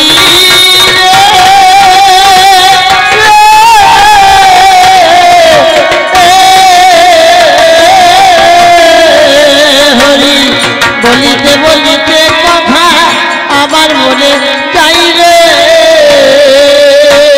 বলি যুগে পাঁচটা জিনিস নিষেধ করে যাই, আরে বলি যুগে পাঁচটা জিনিস নিষেধ করে যাই রে। কলিযুগে পাঁচটা জিনিস নিষেধ, অশ্বমেধ গবালম্ভ সন্ন্যাস পালপৈতৃক দেব রেণ সুতন্ত্রী কল পঞ্চ বিপর্যয়। অশ্বমেধ যজ্ঞ সত্য ত্রেতা দাপর এই যুগে হতো, গোমের যজ্ঞ সেই যুগে হতো, কিন্তু কলিযুগে হবে না। অশ্বমেধ যজ্ঞ গোমের যজ্ঞ কলিযুগে সেই যুগে হতো কি না, শ্রাদ্ধ কাজে মাংস ব্যবহার করা। আমাদের শ্রাদ্ধ কাজে মাংস ব্যবহার করা নিষেধ কলিযুগে, সাধ্য কাজে মাংস ব্যবহার হয় না। হ্যাঁ, বিয়ে কাজে মাংস ব্যবহার সচরাচর হয়ে গিয়েছে। হ্যাঁ, মাছ আর হয় না বললেই চলে। বিয়ে কাজে মাংস ব্যবহার হয়, অন্নপ্রাশনে মাংস ব্যবহার হয়, অন্য কোনো আনুষঙ্গিক যখন অনুষ্ঠান হয় তখন মাংস ব্যবহার হয়, কিন্তু এই সাধ্য কাজে মাংস ব্যবহার নিষিদ্ধ, এই কলিযুগে হবে না। আর একটা নিষিদ্ধ কি না, দেবরের দ্বারাই, দেবরের বা ভাসুরের দ্বারাই পুত্র উৎপাদন করা, এটা কলিযুগে হবে না, সেটা তার যুগে ছিল। হ্যাঁ, তাদের যুগে সভ্যতা, তারপরে এই 3 যুগে ছিল। স্বামী মারা গেছে, স্বামী মারা যাওয়ার পরে দেখা গেল কোনো সন্তানের জন্ম দেয়নি, পুনরায় নিতাই গৌর হরিবল, কিন্তু এটা না বলতে হবে না। হ্যাঁ, এটা বলতে তো হয়, পুনরায় দেওর বা ভাসুরের দ্বারাই সন্তান উৎপন্ন করতে পারত। যেমন অন্ধ ধৃতরাষ্ট্রের জন্ম হয়েছে তার জ্যাঠামশাই থেকে, মহারাজ পাণ্ডুর জন্ম হয়েছে তার জ্যাঠামশাই থেকে। অম্বিকা আর অম্বালিকা এই দুটো মেয়ের সঙ্গে একটা ছেলের বিয়ে দিয়ে দিল, এগো নাম যার বিচিত্র বীর্য। হ্যাঁ, সত্যবতী আর শান্তনুর আগেকার পক্ষে ছেলে হচ্ছে দেবব্রত বা ভীষ্ম, হ্যাঁ, এখনকার বর্তমানের পক্ষে ছেলে হচ্ছে বিচিত্র বীর্য, হ্যাঁ, আর চিত্রাঙ্গদ। চিত্রাঙ্গদ একবার এই যুদ্ধ করতে গিয়ে গন্ধর্বের হাতে মারা যায়, এবার বিচিত্র বীর্যের সঙ্গে বিয়ে দেয় অম্বিকার অম্বালিকা দুটো মেয়ে। হ্যাঁ, কাশীরাজের 3 কন্যাকে ভীষ্ম হরণ করে আনে। অম্বা বলে আমি শালবরাজকে ভালোবাসি, তুমি চলে যাও বলে পাঠিয়ে দিল। পুনরায় শালবরাজ গ্রহণ করলো না, ভীষ্মের কাছে এসে বলল তুমি আমায় হরণ করে নিয়ে এসেছো, তুমি আমাকে বিয়ে করো। ভীষ্ম বলছে আমি বিয়ে করব না, তার কারণ আমি প্রতিজ্ঞাবদ্ধ, আমি চির প্রতিজ্ঞাবদ্ধ, আমি ব্রহ্মচারী থাকবো আজীবন। হ্যাঁ, আমার পিতার কাছে, যার জন্য ভীষণ প্রতিজ্ঞা করবার জন্য নাম ধরেছি আমি ভীষ্ম। তাহলে তুমি যদি আমায় বিয়ে না করো তাহলে আমি চললাম। অগ্নিকুণ্ডে প্রাণ বিসর্জন দিল। আর অম্বিকার অম্বালিকার সঙ্গে বিচিত্র বীর্য দুটো ভাইয়ের বিয়ে দিল। একটা ছেলের সঙ্গে একটা মেয়ের বিয়ে দেয় না এখন বর্তমানে, তাই তো না? একটা ছেলের সঙ্গে দুটো মেয়ের বিয়ে দেবেন? হ্যাঁ, এখন ছেলেদের বিয়ে হয় না, ছেলেদের বিয়ে হয় না। যদি বলো যে একটা মেয়েতে এই দুটো ছেলে হয়ে যাবে, তা হয়? সেই যুগে হইতো, এখন আর হবে না। হ্যাঁ, তাহলে একটা মেয়ের সঙ্গে দুটো ছেলের বিয়ে হইতো, দুটো মেয়ের সঙ্গে একটা ছেলের বিয়ে হইতো, এটা আগের দিনে হইতো। এবার বিচিত্র বীর্য যখন বিয়ে হলো, এই সময় বিচিত্র বীর্য যত দিন যায় তত বেয়াদবি আরম্ভ করে, সব সময় মদ্যপান করে নেশাতে ঘোর হয়ে থাকতো। এই নেশা করতে করতে করতে করতে কি হয় বলুন তো? কি হয়? নেশা যদি অতিরিক্ত করা হয় 2 দিন পরে কিডনি ডাউন হয়ে যায়, লাভ নষ্ট হয়ে যায়। এইরকম কিডনি ডাউন হয়ে গেল, নিতাই গৌর হরিবল 2 দিন পরে পটল তুলল। হ্যাঁ, দুটো বউ, তার কোনো ছেলে পিলে হইল না। এই সময় মা সত্যবতী মনে মনে চিন্তা করছে তাহলে আমার সন্তানের জন্ম হবে কি করে, আমার হস্তিনাপুরের রাজ্যে থাকবে কে? এহেন সময় দেখো ওরে কি কর্ম করিল। এবার ভীষ্মের কাছে গিয়ে হাজির হইল। মাতা সত্যবতী ভীষ্মের কাছে অমনি হাজির হয়, সবে কথা ভীষ্মের কাছে নিবেদন জানায়, ভীষ্ম তোর প্রতিজ্ঞা লঙ্ঘন কর। হে ভীষ্ম, আমি তোর সৎ মা হলেও আমি তোর মা, তুই আমার সন্তান, মায়ের কথা অমান্য করা বড় ভুল। তোর এই বৌমাদের গর্ভে সন্তান দে। বলে তুমি যেমন আমার মা, আমিও কথা দিয়েছি আমার বাবার কাছে। হ্যাঁ, আমার বাবার কাছে কথা দিয়েছি যে আমি চির আজীবন ব্রহ্মচারী হয়ে থাকবো, এতই আমি ব্রহ্মচারী হয়ে থাকবো, আমার দ্বারা হবে না। সত্যবতী কুমারী অবস্থায় পরাশর মুনির ঔরসে একটা ছেলের জন্ম দিয়েছিল, নাম যার ব্যাসদেব মুনি। ব্যাসদেবে এইবারে স্মরণ করিল, আজ পুনরায় ব্যাসদেবী এসে হাজির হলো। মাতার চরণে গিয়ে প্রণাম জানায়, কেন ডেকেছো মাগো বলো তো আমায়? সত্য বলে বলে পুত্র কি কর্ম করিবে, তোমার বৌমাদের দেখো তুমি সন্তান আদি দেবে। বলে মা একটু অপেক্ষা করো, তুমি একটা কাজ করো, 1 বছর অপেক্ষা করো, আমি সাধন যজ্ঞ থেকে আমি চলে আসছি। আমার এই রূপ থেকে তোমার বৌমারা ভয়ে ভীত হয়ে যেতে পারে, আমি 1 বছর পরে আসবো। সত্যবতী বলছে আমার 1 বছর টাইম নাই, হ্যাঁ আমি এখনই চাই, এই মুহূর্তে চাই। বলে বেশ অম্বিকার ঘরে গেল। অম্বিকা ওই ভাসুরকে দেখে ওই রূপ দর্শন করে চোখ বুজেছিল। তখন বলেছিল, শোনো মা, আমি যখন তোমার বড় বৌমায়ের ঘরে গেলাম তখন আমাকে এই রূপ দর্শন করে আমাদের মিলনের সময় চোখ বুজেছিল। চোখ বুজে হয়েছে আমাদের মিলন, অতএব তোমার সেই চোখ পূজা ছেলে নাতির জন্ম দেবে। অন্ধ হবে ছেলে, ভালো ছেলে হবে না। অম্বালিকার কাছে গেল, সে ভয়ে একবারে পাণ্ডু বর্ণ ধারণ করলো, ভয়ে জড়সড় হয়ে গেল, মানে শরীরে কোনো তেজ বল বলতে কিছুই ছিল না। তখন বৌমারা এই অবস্থা হলো। পুনরায় মা সত্যবতীর কাছে এসে বলছে, মা গো, তোমার এই ছোট বৌমার কাছে গেলাম, তা তোমার ছোট বৌমা কোনো তেজ শক্তি বল বলতে ছিল না, পাণ্ডু বর্ণ হয়ে গিয়েছিল, ভয়ে জড়সড় হয়ে যে ছেলের জন্ম দেবে সেই ছেলে তেজহীন শক্তিহীন ছেলের জন্ম দেবে, ভালো ছেলে হবে না। পুনরায় সত্যবতী চিন্তা করলো, বড় বৌমার কাছে আর একবার যাও। বড় বৌমা পুনরায় তার দাসীকে পাঠিয়ে দিল, বিদলাকে, যা তুই যা। বিদলা দাসী গিয়ে যখন অমনি হাজির হলো, আরে ব্যাসদেবের কাছে গিয়ে স্থির দাঁড়াইল। ভয় নাই ডর নাই দেখিবারে পাই, সুন্দর সনন সন্তানের জন্ম হবে গো তোমায়। ফিরে এসে মা জননীকে এবার বলিবারে ছিল, আজ শোনো শোনো মাতা, জানি সত্যবতী ভালো, তোমার বড় বৌমা না গিয়ে তোমার দাসীকে পাঠিয়ে দিয়েছিল তার বড় বৌমায়ের, অতএব সেই দাসীর গর্ভে দেখবে সুসন্তানের জন্ম হবে। ধর্মরাজ বিদুর থাকে,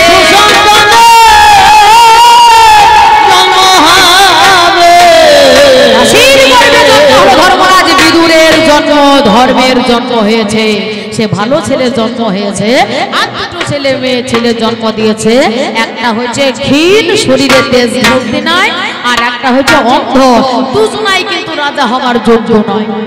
হ্যাঁ, যার মধ্যে তেজ শক্তি না থাকবে সে রাজা হওয়ার যোগ্য না, যে অন্ধ থাকবে সে রাজা হওয়ার যোগ্য হ্যাঁ নয়। তথাপিও অন্ধকে রাজা করে দিয়েছে। একটা কথা আছে কি জানো, গ্রাম নষ্ট করে হরি বল, গ্রাম নষ্ট করে কান্না, আর পুকুর নষ্ট করে পান্না। পুকুরে যদি পান্না থাকে না, তাহলে সে পান্না পুকুরে জল করে সর্দি লাগবে চান করলে, হ্যাঁ সে জল ভালো জল হবে না। সে সর্দি লাগায় জল হবে, সে জল ভালো জল হবে না, ভালো জল হবে না।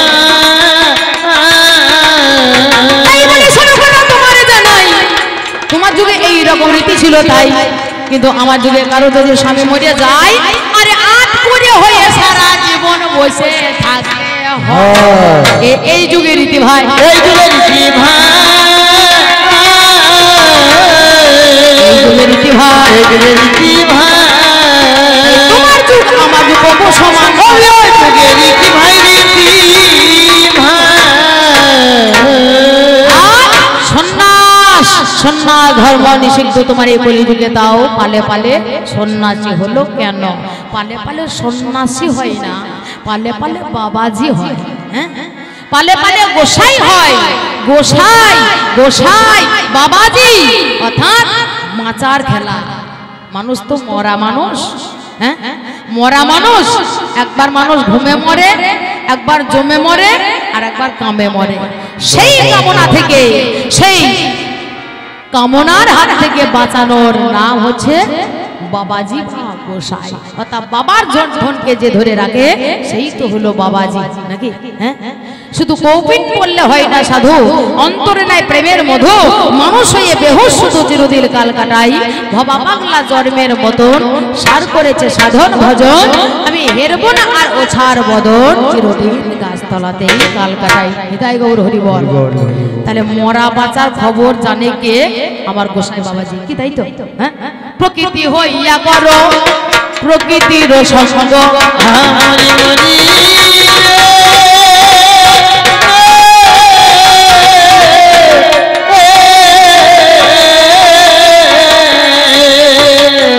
প্রকৃতি হইয়া করো প্রকৃতির সঙ্গ, দিনে দিনে বাড়বে তোমার প্রেমেরই তরঙ্গ, দিনে দিনে বাড়বে তোমার প্রেমের বিতরঙ্গ। প্রকৃতি হইয়া করো প্রকৃতির সঙ্গ, দিনে দিনে বাড়বে তোমার প্রেমের তরঙ্গ। তুমি যদি পুরুষ হয়ে নারীর কাছে যাও তাহলে তোমাকে মরতে হবে, আর যদি নারী হয়ে যাও, একটা নারীর সঙ্গে যদি নারী থাকে তাহলে তাদের মধ্যে কোনো কামনা বাসনা সৃষ্টি হয় না। যদি নারীর কাছে একটা পুরুষ থাকে তাদের মধ্যে কিন্তু চাওয়া পাওয়া বা কামনা বাসনা সৃষ্টি হয়। তাহলে তুমি পুরুষ হয়ে যাবে না, তুমি প্রকৃতি বা নারী হয়ে যাবে। তাদের মধ্যে কামনার লেশ থাকবে না, থাকবে শুধু প্রেমের লেশ। হ্যাঁ, কামনার লেশ নয়, তাদের মধ্যে থাকবে প্রেমের লেশ। কামের পিড়িতে ক্রোধ আসিতে, ক্রোধেতে পরানো ফাটে, প্রেমের পিড়িতে ঘষিতে ঘষিতে চন্দন সৌরভ ওঠে। তাহলে সে খবর জানাই কে? আমার গোসাই, হ্যাঁ, আমার বাবাজি, আমার বৈষ্ণব। কিন্তু তারা কিন্তু সন্ন্যাসী নয়। সন্ন্যাসী কে? যে সব কিছু ত্যাগ করে ছেড়ে চলে যায়। কলিযুগে গৌর হরি আমার সন্ন্যাসে পেয়ে যায়। আরে কলিযুগের গৌর হরি আমার সন্ন্যাসে যায়। সারা জীবের দ্বারে দ্বারে গিয়ে হরি নাম বিলা। আরে সারা জীবের দ্বারে দ্বারে গিয়ে হরি নাম বিলা। কেন এসেছে? আমাদের মতো কলিজীবকে পরিত্রাণ দেওয়ার জন্য গৌর হরি তিনি এসেছেন। হ্যাঁ, কোথায়? ওরে সুরধ্বনির কিনারা সোনার নপুর দিয়া পা নাচে না গরি গো সুন্দর গৌরাঙ্গরা। আমার সুরধ্বনির কিনারায় সোনার নপুর দিয়া পায় নাচে না গরি গো সুন্দর গৌরাঙ্গরায়। সুরধ্বনির কিনারায় সোনার নপুর দিয়া পায় নাচে না গরি গো সুন্দর গৌরাঙ্গরায়। সুন্দর গৌরাঙ্গরায় নাগরি গো সুন্দর গৌরাঙ্গরায়। আমার সুরধ্বনির কিনারায় সোনার নপুর দিয়া পায় নাচে না গরি গো সুন্দর গৌরাঙ্গরায়। সুন্দর ললাটে সুন্দর তিলক গো। আর সুন্দর ললাটে সুন্দর তিলক গো। সাজ নেই, কোনো পোশাক নেই, কোনো পরিচ্ছদ নেই, শুধু তিলকম তুলসী মাল্য শেখা কপিন বহির্বাস হরিনাম সদা বুকে বৈষ্ণব পঞ্চলক্ষণ। এই পাঁচটা লক্ষণ আছে। দাদার সঙ্গে তিলক, মাথায় শিখা, পরনে কপিন, হ্যাঁ, আর একটা ধরা, আর গলায় একটা নামাবলী, আর মুখে সদায় হরিনাম। তাই সে সুন্দর। আমরা সেজে গুজে ভাবন করে, এত টাকা দামে শাড়ি পরে, এত টাকা দামে মেকআপ করে, তাও সুন্দর লাগে না। হ্যাঁ, ভালো সুট জামা পরে তাও আমাদেরকে সুন্দর লাগে না। সে না সেজে তার সুন্দর। সুন্দর ললাটে সুন্দর তিলক গো। সুন্দর ললাটে সুন্দর তিলক গো। সুন্দর একটা নামাবলী গায় নাগরি গো। সুন্দর গৌরাঙ্গরায় আমার সুরধ্বনি কিনারায় সোনা নপুর দিয়া পায় নাচে না গরি গো সুন্দর গৌরাঙ্গরায়। আমার সুরধ্বনি কিনারায় সোনা নপুর দিয়া পায় নাচে না গরি গো সুন্দর গৌরাঙ্গরায়। গৌর হরি সন্ন্যাসেতে তিনি চলে গেল। 24 বছর যখন বয়স তাহার ছিল, কাটুয়ার কাঞ্চন নগরী কেশব ভারতীর কাছে হাজির হলো। এইবারে গিয়ে গৌর হরি পাছে কেশবে ভারতী তিনি করজোরে গায়। আর কি বা নাম ধরো, তোমার কি বা পরিচয়, আর কত তোমার বয়স হলো বলো তুমি মরে। আর সত্য কথা বলো তুমি আজ বিচার করে। নামটি আমার হয় গণিমায় নবদ্বীপে বাড়ি, জগন্নাথের ছেলে আমি নামটা প্রকাশ করি। বয়স আমার 24 বছর জানি হয়ে যায়। এখানেই আমার কেশব ভারতী নিবেদন জানাই। 50 বছর বয়স যখন পূর্তি হইবে, তারপরে সন্ন্যাসীর উপযোগী হবে। তোমার বয়স হয় নাই আমি তোমারে জানাই। আর কেমন করে দীক্ষা দেব বলো তো আমায়। আর ঘরে তোমার বউ আছে, তোমার মাতা রয়, কেমন করে বলো বলো দেব শিখাই। আমি তোমায় দেখাই, আমি দেব না, আমার কথা তুমি আজকে মানো না। এই কথা শুনে তখন করি নিবেদন, শোনো শোনো আজ গুরু বলে গো এখন 50 বছর যদি বয়স আমার হবে, আর ততদিন হয়ে হইতে আমার প্রাণ হয়তো যাবে। 50 বছর বয়স না হলে আপনি বলছেন দীক্ষা দেবেন না। আমার 24 বছর মাত্র বয়স, যদি 50 বছর হতে না হতে আমি যদি মারা যাই তাহলে তো হবে না দীক্ষা। হ্যাঁ, আমাকে দীক্ষা দিতে হবে। ছলে বলে কৌশলে গুরুদেবকে কত কত কথোপকথন কত বোঝানোর পরে গুরু সেদিন দীক্ষা দিল। সন্ন্যাস নিয়ে সন্ন্যাসে গেল,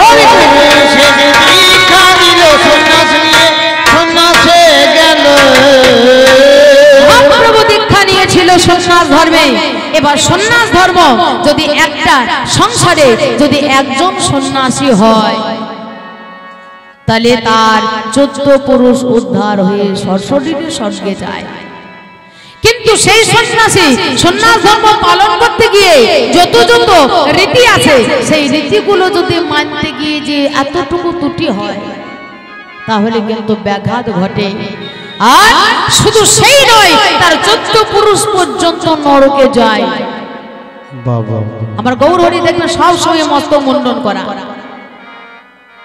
সন্ন্যাসীদের নিয়ম 7 দিন অন্তর মস্তক মুন্ডন করা, 7 দিন অন্তর মাথা নাড়াতে হবে। হ্যাঁ, কোন সময়ে দেখেছেন গৌরাঙ্গ মহাপ্রভু একবার সন্ন্যাসী হয়েছে, একবার মস্তক মুন্ডন করেছে, কোনদিন আর চুল তার বেরিয়েছে? বেরোবার কথা নয়, বেরোবে না। সব সময় মস্তক মুন্ডনই দেখতে পাবেন। হ্যাঁ, সব সময়ের জন্য চুলকে এইভাবেই কিন্তু চেঁচে রেখে দিতে হবে 7 দিন অন্তর।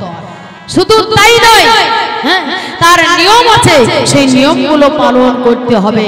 আর যদি ব্যাঘাত ঘটে তাহলে নরকে যাবে তার 14 পুরুষ।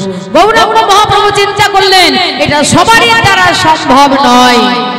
বিশেষ করে এই কলিযুগের মানুষ, তাদের মন এত উড়োতারা হবে যা এত ধর্ম পালনেরা করতে পারবে না, অবশেষে সবাই হয়তো নরকে যাবে।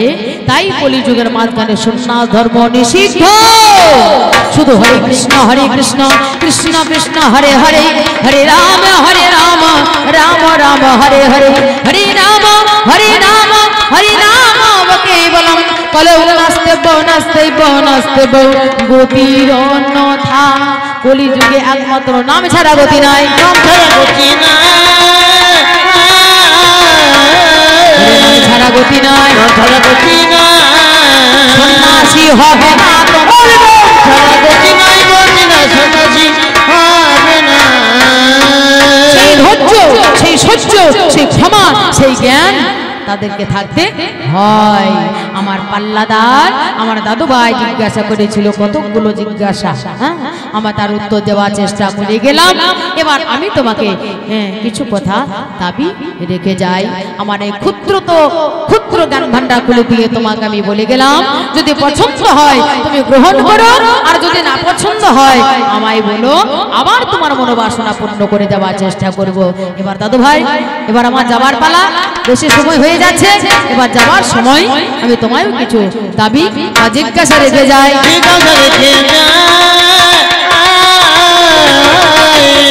শোনো আমার সাধের দাদু ভাই, জিজ্ঞাসা রেখে যাই।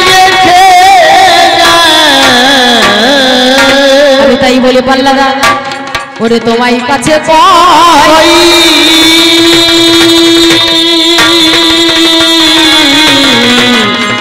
তোমার কাছে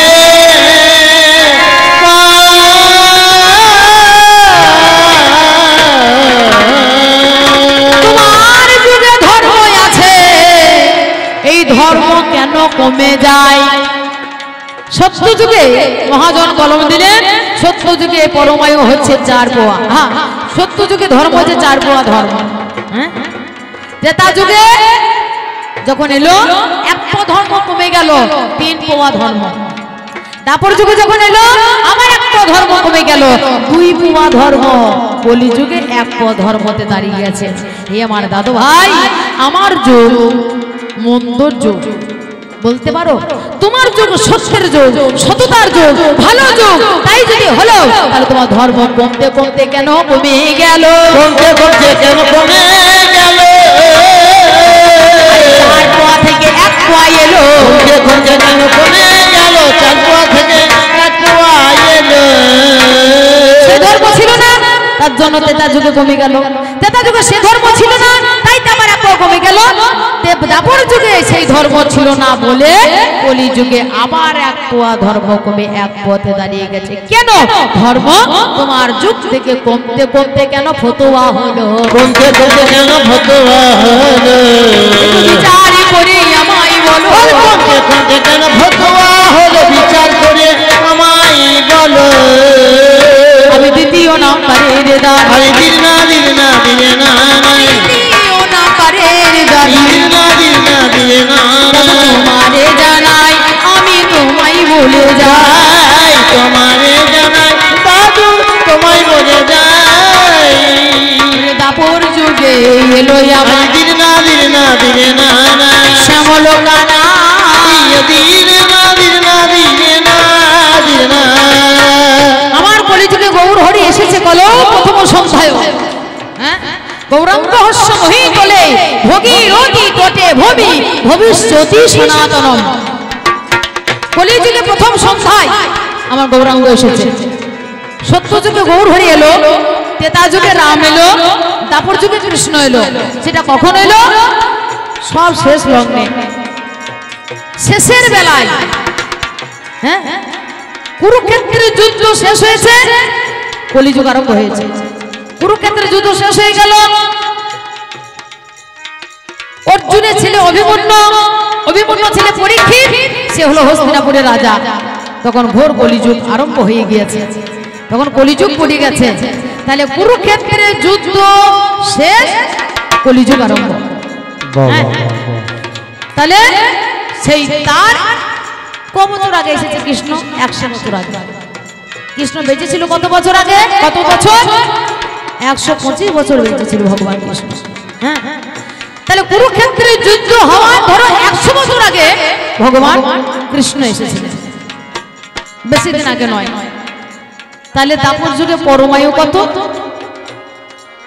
8,64,000 বছর, 8,64,000 বছর। কলিযুগে পরমায়ু অর্ধেকটা কমে গিয়ে 4,32,000 বছর। হ্যাঁ, তাহলে 8,64,000 বছর পরমায়ু হচ্ছে তোমার এই দাপরে। শেষ লগ্নে 100 বছর আগে এসেছে ভগবান শ্রীকৃষ্ণ। তার আগে কেবা শাসন করেছিল, কেবা শাসন করেছিল, কেবা মুক্তি দিয়ে গেল, কেবা মুক্তি দিয়ে গেল, তারপরে শেষে ভগবান এলো, কেবা মুক্তি দিয়ে গেল। কি রাজ্য শাসন করেছিল তার আগে? নাকি অরাজকতার মুলুকে চলে গেছে? হে আমার দাদু ভাই, তৃতীয় নম্বরে দাবি তোমায় রেখে যাই গো, মরি মরি রে,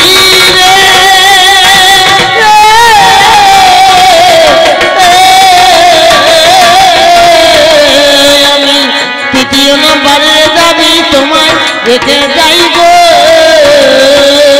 আজ সত্যতে তার দাপর যুগে দেখি বারে পাই গো, আজ সত্যতে তার দাপর রেখে দেখি বারে পাইব। যুগের মাঝখানে আমার ভগবান, সে হচ্ছে গৌরবর্ণ গৌরাঙ্গ। হ্যাঁ, সে হচ্ছে গৌরাঙ্গ। কিন্তু তোমার এই সত্য যুগে নারায়ণের অঙ্গ হচ্ছে নীলবর্ণ, তেতা যুগে স্বয়ং রামচন্দ্রের অঙ্গ হচ্ছে শ্যামল বর্ণ, দাপর যুগে তোমার কৃষ্ণের অঙ্গ হচ্ছে কালো বর্ণ। তোমার সত্য যুগে নারায়ণের অঙ্গই বা নীল হলো কেন? তেতাই রামচন্দ্র বা শ্যামল বর্ণ হলো কেন? কলিযুগে কৃষ্ণ বা কালো হয়েই কেন এলো? কালো হয়ে কেন এলো? কালো রূপে জগৎ আলো, কালো হয়ে কেন এলো? কালো রূপে জগৎ আলো। আমি শেষ কথা তোমার কাছে করি নিবেদন, শোনোই আমার পাল্লাদারে বলে যায়। এখন তোমার যুগে একজন মণি জানি ছিল, নাম যার অগস্ত্য মণি। দেখো হলো সেই অগস্ত্য মণি, দেখো কি কর্ম করে, নিজের কন্যাকে বিবাহ করলো শাস্ত্র মাঝে। ওরে কোন কারণে বলো করেছে? কোন কারণে বলো করেছে? নিজের মেয়েকে কেন সে বিয়ে করেছে? কোন কারণে বলো করেছে? নিজের মেয়েকে কেন বিয়ে করেছে? তুমি আসো বলো, এরপর আবার আমি দ্বিতীয় পাল্লায় আসছি, এসে আবার কিছু বলে দেওয়ার চেষ্টা করব। আমার যুগে ধর্ম, তোমার যুগে ধর্ম, আমার যুগে রাজনীতি, তোমার যুগে রাজনীতি, আমার যুগে শিক্ষা আর তোমার যুগে শিক্ষা কেমন আমি আজকে দেখিয়ে যাব। আমার যুগ তো এই যুগের যুগ, হ্যাঁ, এটা তো আপনার বিজ্ঞানের যুগ, সেটা সবাই দেখতে পাচ্ছে। তবে বিজ্ঞান আর ভগবান গান নয়, আজকে আমি সমস্ত দিক থেকে আলোচনা করবার চেষ্টা করব। আমি এইখানে রাখলাম, এইখানে রাখিলাম, এইখানে রাখলাম। আবার তোমাদের বদলে বলো হরি হরি হরি হরি হরি। এই জীবনের দিনগুলো চলে গেছে, সবাইকে একদিন যেতে হবে। দাদু ভাই চলে গেছে, আমাকেও যেতে হবে। যাবার বেলায় বলে যায়, এই জীবনের দিনগুলো কেটে গেছে ধোলা খেলা রঙ্গ রসে আমি একা কাঁদি ঘাটে বসে। জীবনের দিনগুলো কেটে গেছে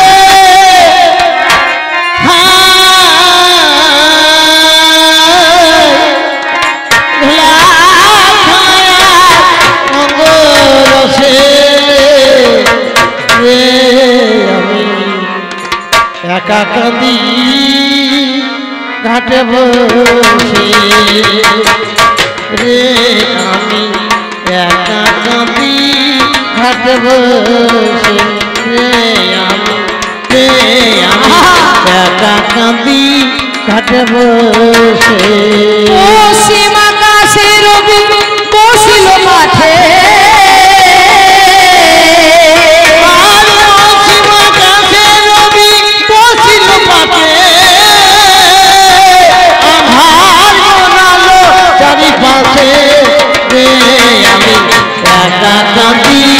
ঘাটে বসে আমি একা কাঁদি ঘাটে বসে আমি একা কাঁদি ঘাটে বসে আমি একা কাঁদি ঘাটে বসে।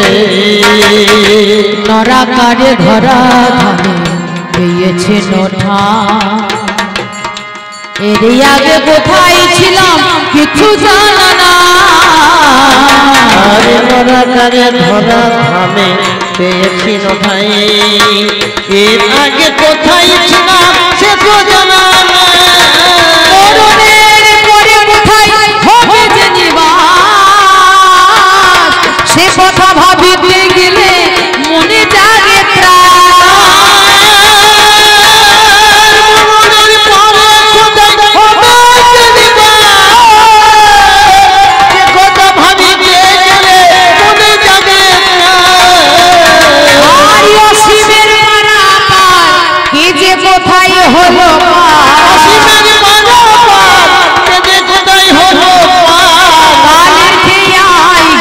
ভেসে আমি একা কাঁদি ঘাটে বসে, আমি একা কাঁদি ঘাটে বসে, আমি একা কাঁদি ঘাটে বসে, আমি একা কাঁদি ঘাটে বসে, আমি একা কাঁদি ঘাটে বসে।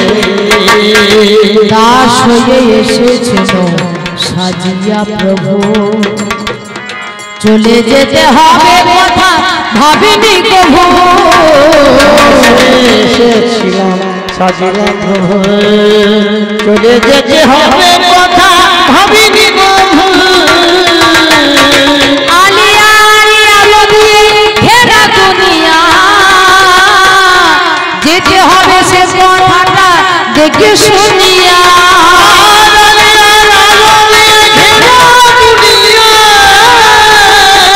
জানি না যদি